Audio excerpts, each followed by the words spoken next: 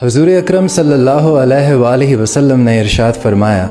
کہ جب اللہ تعالیٰ کسی کو بیمار کرتا ہے تو اپنا ایک فرشتہ اس کے پاس بھیجتا ہے کہ جاؤ پتہ کر کے آؤ میرا بندہ میری کسی سے شکایت تو نہیں کر رہا۔ فرشتے جاتے ہیں اور جب واپس آتے ہیں تو عرض کرتے ہیں کہ اے مالک،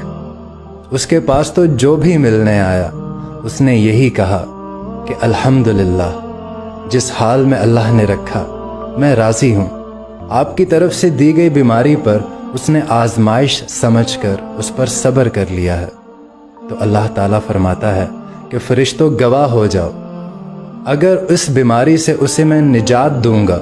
تو اس کے پاس جو خون ہے اس سے بہتر خون اسے عطا کروں گا، اور اس کے پاس جو گوشت ہے اس سے بہتر گوشت اسے عطا کروں گا، اور اگر اس بیماری میں اسے میں موت دیتا ہوں